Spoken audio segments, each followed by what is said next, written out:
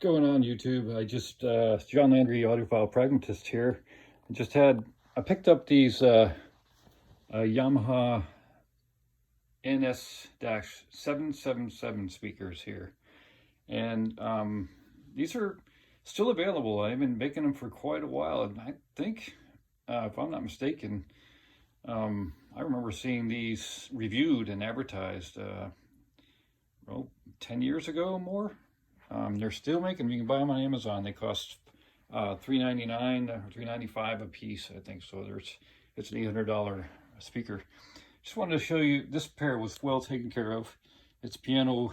It's got that piano black finish, which I really don't like because it's such a fingerprint magnet, right? And then if you try to wipe it with a cloth or something, you're better off leaving them dirty because you get these micro scratches, right? You can see that in the light right there. Now, you can buff that out with, if they're not too deep, you can buff them out with, there's plastic polish. You can try that, because this coating is plastic. So with this pair here, let's see, NS-777s, I am bi-wiring them with these cables here, AudioQuest bi-wires. If you know what a bi-wire is, they have if your speakers are bi-wire or bi-ampable, they have two terminals like that, as you can see there. One for the woofers and one for the mid-range tweeters. And you can split an amplifier. You can have two different amplifiers run them, or just use two different sets of wires, or you can buy a bi-wire like this. Whether that makes a difference in sound. So the bi-wire comes into the amplifier with just a single, like red and black, just like any other cable would. And we're using my Peachtree Nova 300 amplifier for this listening test. And I'm not going to put the listening test on this post. I'm going to make another post to put it on, because I can't talk to you and play these speakers at the same time. I found that's kind of clumsy. So yes, the speakers are excellent condition. Maybe just need a little polishing on the top part, but I couldn't find any flaws anywhere with them. So you can, I guess they're kind of widely available. You can find them around. Again, Yamaha NS-777s, and they're big. So I don't know if you get the perspective here, but they looks like to be about close to 40 inches tall, and they're about, I would say 15 or 16 inches deep, and the width is kind of almost an egg shaped. It's curvilinear here, but they'd be about 13 inches wide, I guess. So really big speakers. They don't weigh that much. They weigh about probably 60 pounds a piece, 65 pounds maybe. For a speaker this large, it could be worse. So they're manageable to get around with. They have spots for pegs on the bottom, but there's no pegs on the bottom of these. I think I would recommend that because there is a lot of bass going on here.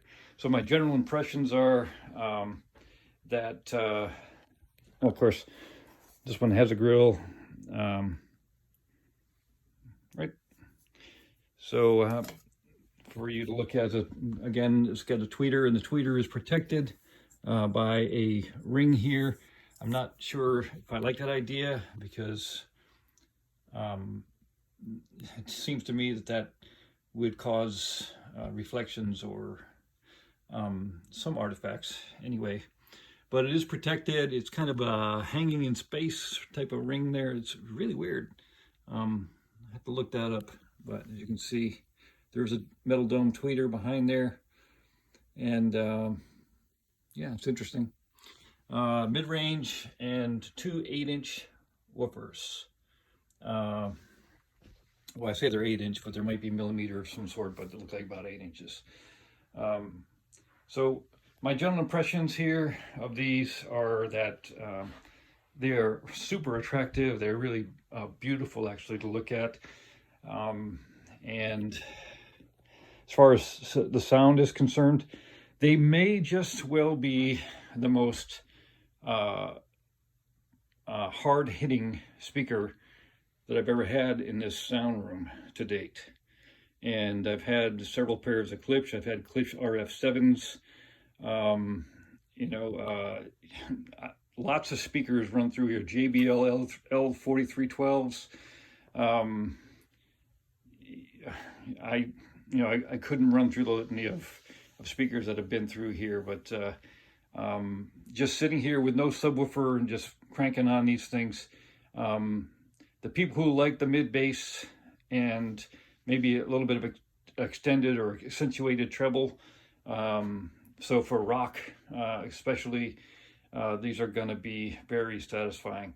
So a lot of guys are running these with a home theater. I think you can buy them at Best Buy. I'm not sure, but you certainly can buy them on Amazon. You guys are running them with a home theater receiver, and I guess they're getting okay results. There's a couple of reviews online, or a couple of videos online with these playing on YouTube. But the sound system that's playing them and the room acoustics is absolutely awful. So I thought I would make a video of these playing with the Peachtree Nova, which is, again, way better than, in my opinion, way better than any home theater receiver you're going to find as far as sound quality. Yeah, general impressions, again, a lot of mid bass, so male vocals. You turn them up, you feel it in your bones, in your chest, right?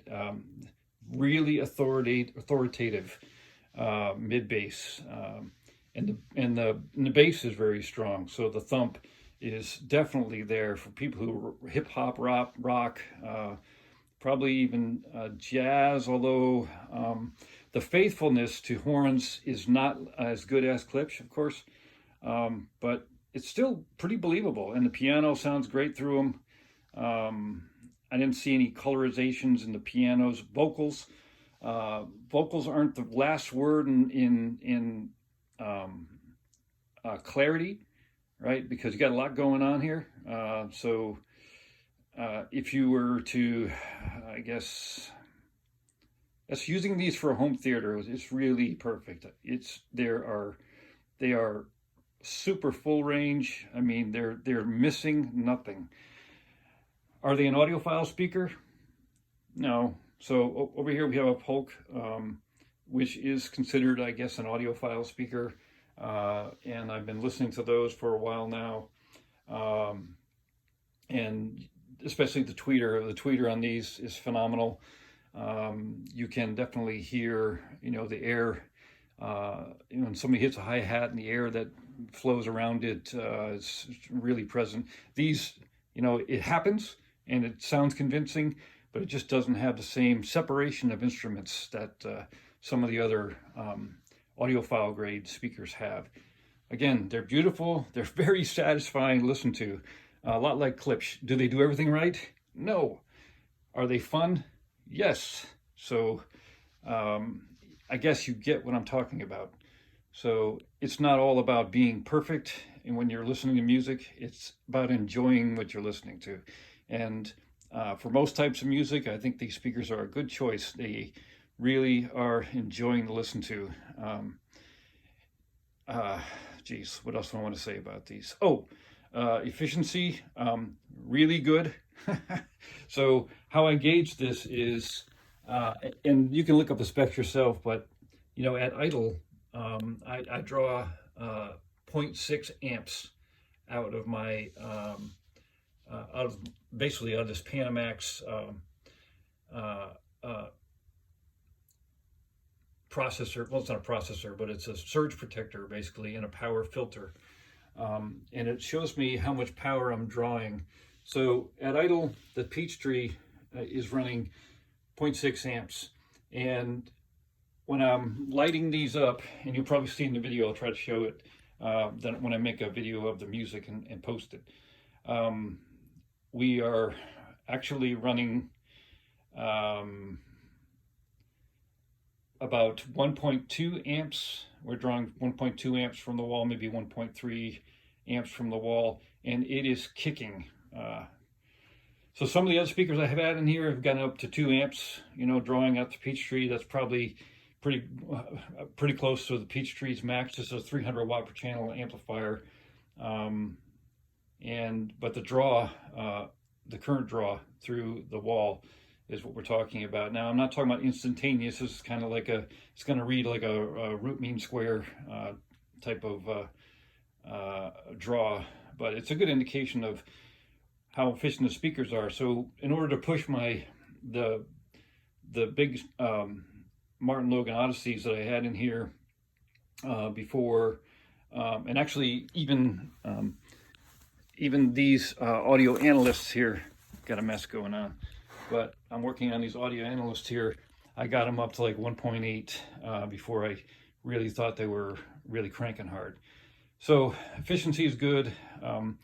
Really a lot of chest impact, a lot of satisfying music going on here. So with that, I'll shut up and we'll put another video up with the music playing.